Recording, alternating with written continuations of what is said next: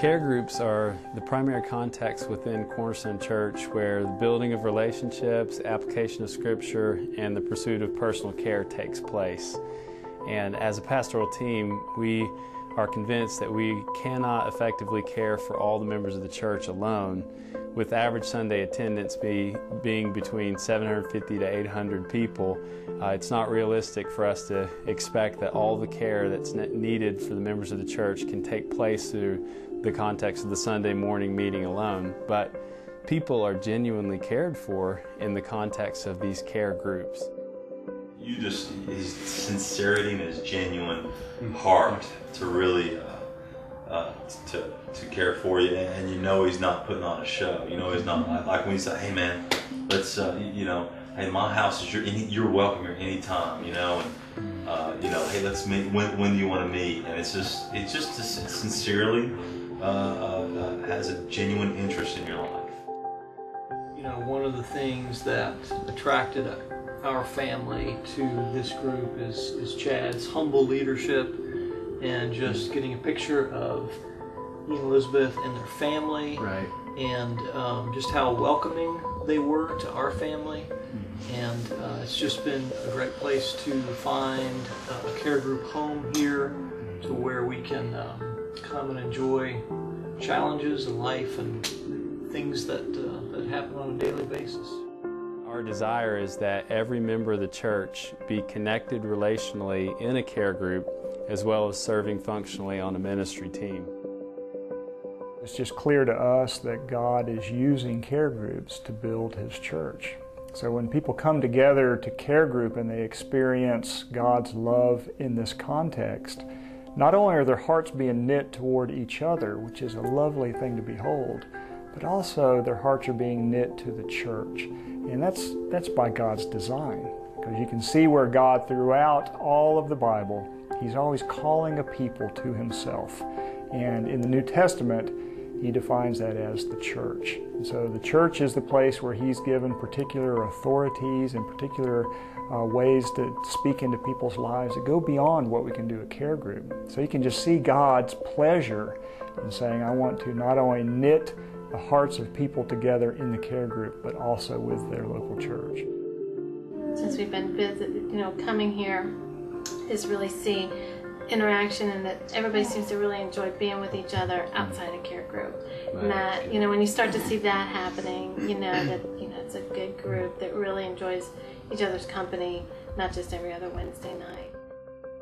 Church is described in the New Testament as a temple, and as a body, and as a flock, and as a family.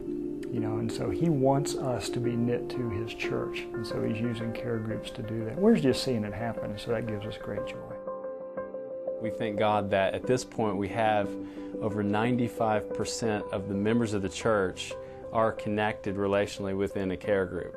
And we realize that it's the grace of God, and one of the reasons, by God's grace, while the church is so healthy.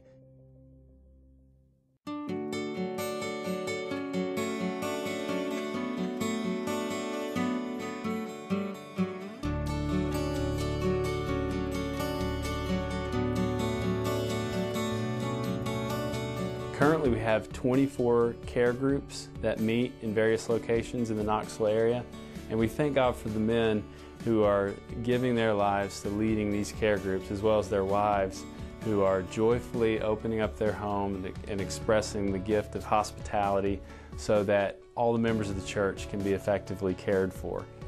It just is so encouraging, and it just amazes me every time that we're here every other week. And Leslie has her house tip-top shape for us and just welcomes, and I know how much work she puts into that, having 3 young kids. I just am amazed every other week. And just, we had a couples meeting. That's sacrifice, for them just to take time for us to come over here. So just their heart for us, it's just amazing. Well, I just appreciate their humility so much. Every time I encounter these folks who are opening their homes regularly, and they just have such a heart to serve other people, and we're just regularly amazed at the way that they come and just thank us for that privilege of being able to do that. What humility. Being a former care group leader, I just see the significance that these care groups and these small groups have in the lives of people in our church.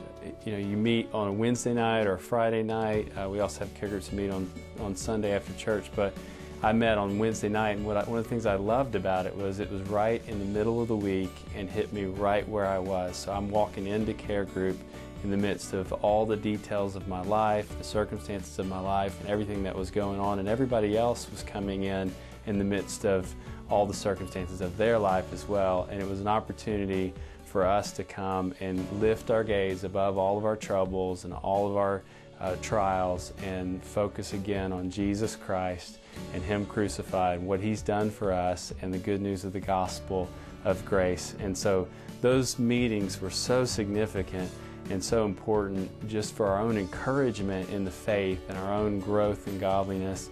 And my deepest friendships, some of my strongest relationships that I have come in the context of our care groups. And I thank God for these care groups and just love the fact that this is a backbone of Cornerstone Church. I would just say to anyone who's not actively involved in a care group, I would just want you to go home and ask yourself, why not? You know, why would I want to miss out on something as rich as this? Why would I deny myself something like this? That God has given me this opportunity that I can come and have authentic relationships with people, and I can experience the love of God in a way that the care groups offer us. I would ask you, why not?